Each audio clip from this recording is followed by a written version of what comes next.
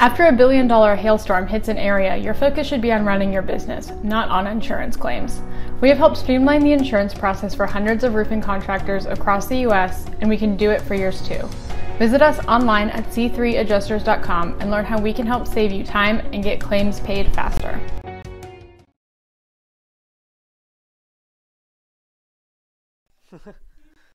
Hello, everybody. I'm meteorologist Frank Gaetano. John is off today, so he's got a friend in town, so he'll be off for today, the rest of the weekend, and he will be back next week. So I'm here to do the forecast for you. I saw somebody mention a comment saying that you will give me a pass in the snarky comments today. That's totally fine. You don't need to do that. If I mess up the forecast, hashtag blame John anyway. So let's go through the typical rigmarole here. You can see our videos live on our app. All you have to do is you click that lightning bolt in the lower corner of the screen. You open that up, and then you click that to open the video. And if you want to see us full screen, you just turn that thing horizontal, and you'll be able to see John, myself, Derek, or Heather's smiling face full screen in HD. Make sure you set up your notifications if you haven't already. I know a lot of you watch this a lot of the time, so you probably have. But if you're new to watching our videos on Hailtrace or to Hailtrace in general, make sure you set them up. You just go to hailtrace.com, go to your notification settings, and then you can set up whatever you want. So here, for example, we have all states, Australia, and Canada. You can do that. You can also do by state or by individual cities via an 85-mile radius of that city. So whenever there's hail falling in the area, we start mapping, or if there's golf ball size hail or larger falling in a population of 10,000 people or more, you will get a notification for that. You can also set it up to do mobile, email, and on the website you can do it to your preference, whatever you want to get. I personally just do the push alerts, so you can do that however you would like. So let's get into today's hail forecast. Surprise, surprise, like I said in the description, Denver is at risk again today. So we have Denver, Colorado Springs area, Cheyenne. It's basically the same pattern that we've had going on. Down here in the southwest, there's a big, huge high-pressure system. So what's that doing? That's bringing flow out of the west and the northwest over the Rocky Mountains with easterly moisture, easterly component flow heading towards the mountains, bringing some moisture into the area, and that fosters storm development. And it looks like there's going to be several supercells firing from Wyoming down through the Front Range here. I'll show you that on our radar graphic in a second. And if we look over to the eastern part of the country, a little bit less of a risk here. I went 5% for the Detroit, Cleveland area, because these storms are generally going to be more linear in nature, less intense. It's more of a wind threat out there, but there is a chance for hail up to $half size in a couple of those storms, and I'll also have a radar graphic for that. So let's look at that right now. So this is for the Denver area. You're going to see a bunch of supercells popping up here. Boom, boom, boom, boom, boom, boom. So that's why we have 15% risk for Denver and Colorado Springs and Cheyenne to all possibly see hail up to 2 inches as possible today for the area. But as anybody who works in the Front Range or lives in the Front Range knows, the more typical situation there is you will get hail $quarter to $half size with some bigger pieces mixed in if a storm does go up over the area. So this is poised to happen between about 2 p.m. Mountain time to about 8 p.m. Mountain time. Anytime during that time frame, these are going to start popping up here, heading off to the east, and they'll diminish. After the sun goes down, you start losing that instability in the atmosphere. Storms will diminish starting at that point. So let's look off to the east as I get myself backwards here.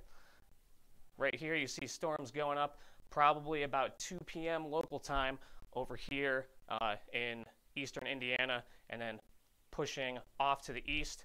Only a couple of these storms are actually going to happen, and like I said, they probably won't be the most intense storms for hail purposes, the mid-level lapse rates out there, generally the instability is lower, so there's not good mid-level lapse rates, creating more of a wind threat because of the surface-based instability rather than upper levels of the atmosphere.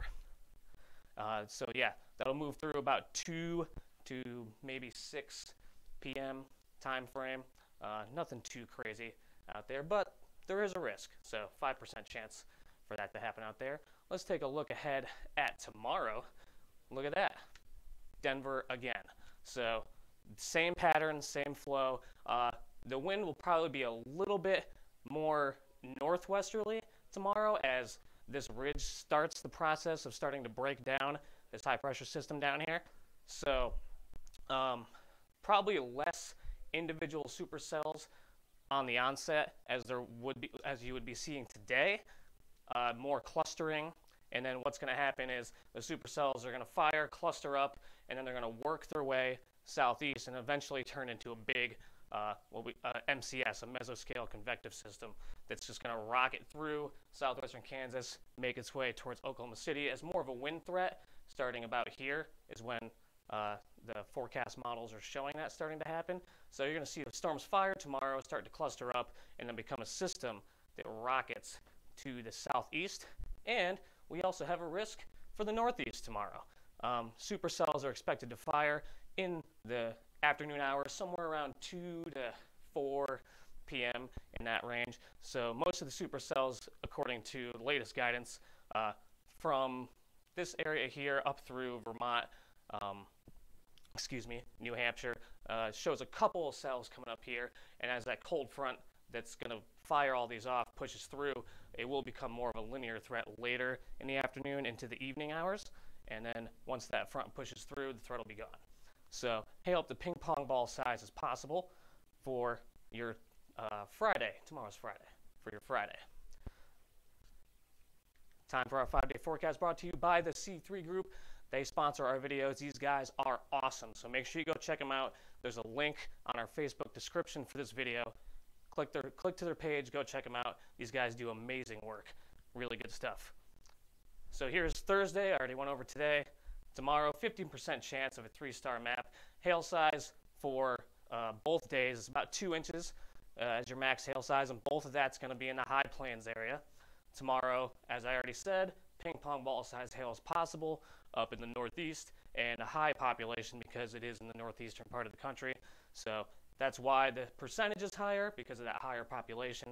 If you get some ping pong ball size hail hitting, Philadelphia, let's say, that'll probably be a solid 3-star map. We're going to look at Saturday. Chance for a 3-star goes down a little bit, mainly because I do think that there's another chance for the Denver and Colorado Springs area on Saturday, but a lot of the stuff depends on how things play out on Friday, so we're not going to put this chance too high right now until we see how things play out after tomorrow. So maximum hail size for right now, about golf ball size, and since it is near the Front Range again, we're going to go with moderate population, though if things change and that risk moves a little bit further east, that will become low population, because anybody who lives out here knows Front Range, then nothing after that. Looking into Sunday, it is possible that the southern parts of the Front Range can be hit yet again.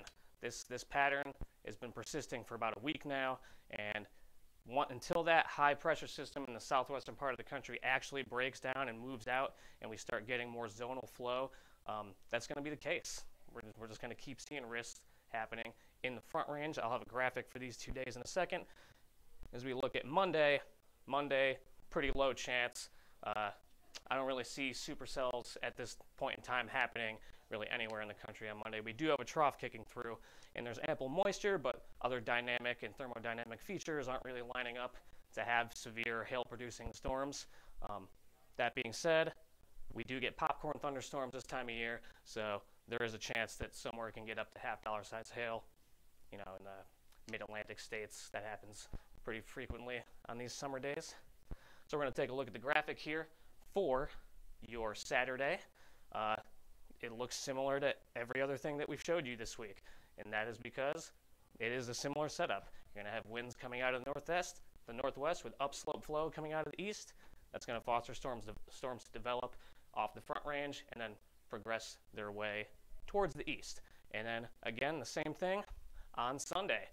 That trough is kicking out, and as it kind of dips down here, you're going to get northwest flow coming around the base of it. And it's going to be the same story that we've had every day so far. Storms firing off here, working their way to the southeast, clustering up, and then fizzling out overnight. And I got kind of thrown off there because I removed the third graphic, and then it just kind of disappeared on me. Don't miss any of our updates. Make sure you go to our Facebook page, click See First. After you click the follow button, you'll see that drop-down menu. Click See First so that every time we send a notification through our Facebook page, you are able to see that. Thank you so much for watching today. And again, thank you to the C3 Group for sponsoring these videos. Definitely go check them out. Meteorologist Frank Gaetano here, signing off. Everybody have a great day.